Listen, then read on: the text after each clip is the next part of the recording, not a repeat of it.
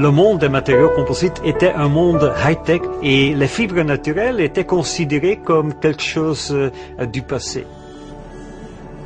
C'est tout à fait faux. La nature même crée une structure qui est similaire aux meilleures fibres, par exemple aux fibres de carbone. Au départ, on est parti combattre les fibres de verre et les fibres de carbone sur leur terrain. Mais on ne connaissait pas encore bien la fibre de lin et son comportement intrinsèque. Le lin est une fibre qui est différente des autres fibres, qui a ses propres propriétés et qui doit trouver les marchés dans lesquels justement ces propriétés apportent une valeur ajoutée. Finalement, ça nous ouvre l'esprit.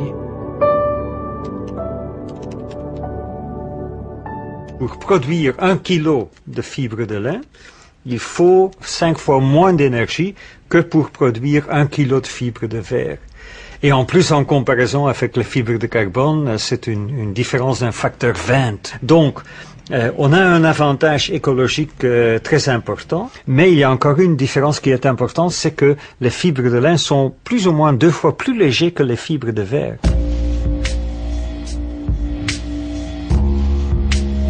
Ce qui est important pour les industriels de l'automobile, c'est d'avoir des pièces constantes. C'est vrai que les fibres naturelles, tout le monde pense que d'une saison à l'autre, ça a une grosse variabilité. Tout le jeu est de faire des mélanges pour conserver une résistance moyenne de fibres. Il ne faut jamais essayer de chercher la meilleure fibre au meilleur moment, puisque ça marche une fois. Ce qu'il faut, c'est vraiment être régulé. Et donc, on moyenne toutes les résistances mécaniques en faisant des mélanges de différentes parcelles, différentes années. Ce que nous essayons de faire dans notre labo et dans d'autres labos en Europe, c'est de mettre ensemble et de mettre en contact le monde du matériau composite et le monde des fibres de lin pour qu'ils se comprennent mieux et pour que le monde des fibres de lin développe des structures, des tissus, des préformes qui sont adaptés aux exigences du monde des composites. Les tissus techniques à base de fibres de lin ont des propriétés qu'aucune autre matière n'a. L'isolation phonique et thermique, la légèreté, le côté naturel. Il n'y a aucune fibre synthétique qui ait ces propriétés-là.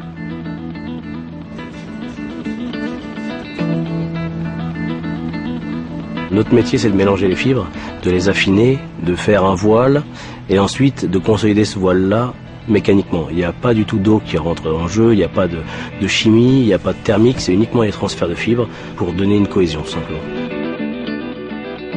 Et effectivement, l'industrie automobile qui en prend beaucoup aujourd'hui, on commence à travailler sur des meubles, sur de l'habillage intérieur pour les maisons. C'est une pièce qui peut se transformer, qui peut prendre la forme que l'on veut, qui a des caractéristiques mécaniques et acoustiques intéressantes.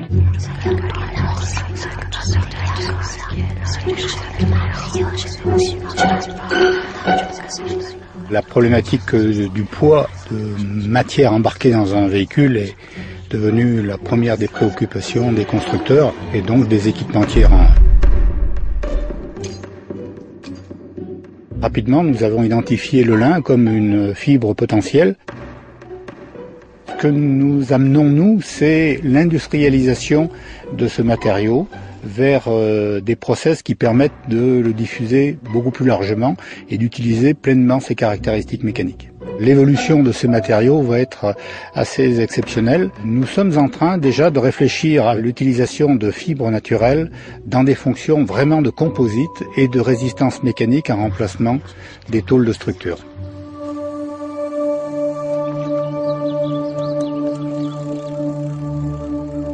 L'intérêt de la fibre de lin dans les composites, c'est de réduire les vibrations.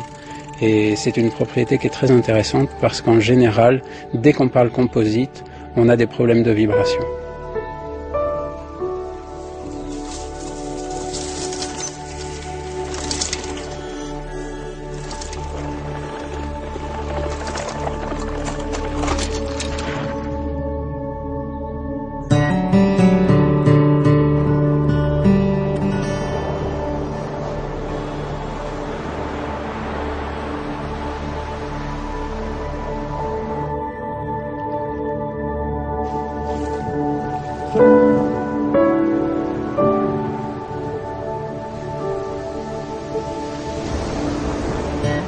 On essaye de développer des fils de lin, des textiles de lin spécifiquement pour des applications composites. Et ici, par exemple, il y a un tissu où on voit que on a presque tous les fibres dans une direction. On a ici une préforme qui donne des fils, comme on dit, unidirectionnels. On peut réaliser des structures comme celle-ci, où on voit que on a déjà, en fait, mélangé un polymère avec un ruban de fibres de lin unidirectionnelles. Ça n'existait pas il y a quelques années. On peut aussi couper les fibres et puis les mélanger. On réalise une cadence de production de quelques dizaines de secondes par produit. Donc ça, c'est quelque chose qui est vraiment en train de se développer.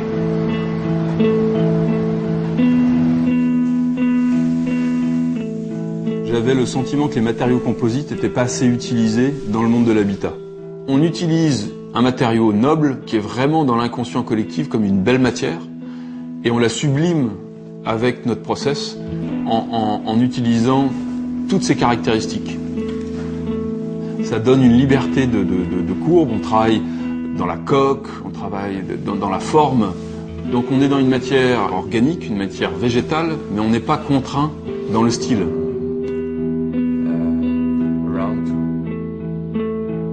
Ce qui est très intéressant, c'est que ceux qui s'excitaient sur un bout de carbone avant vont peut-être aujourd'hui s'exciter sur un bout de lin. Je trouve que c'est un matériau intelligent par rapport aux besoins actuels. On a un besoin de progression, d'évolution, de production, mais en même temps un bon sens dans tout ce qu'on doit faire aujourd'hui. Cette table est produite dans un rayon d'à peu près 300 km, entre 250 et 300 km, ce qui est rarissime aujourd'hui pour un objet, quoi.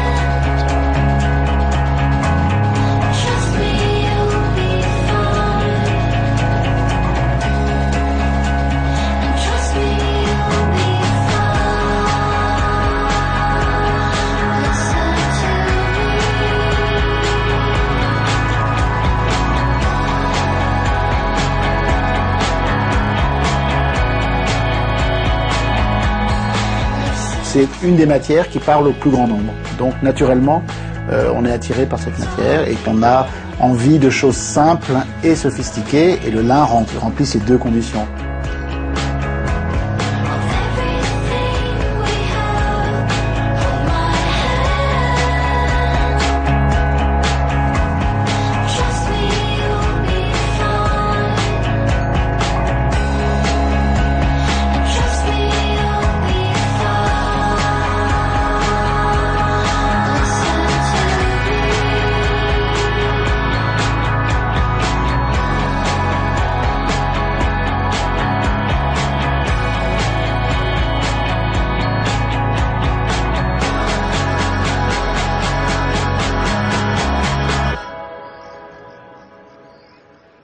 Il y a vraiment non seulement une volonté, mais aussi un savoir-faire dans la filière lin qui fait que, dans un délai très court, plusieurs industries, plusieurs partenaires ont développé de nouvelles types de fils, de nouveaux types de textiles.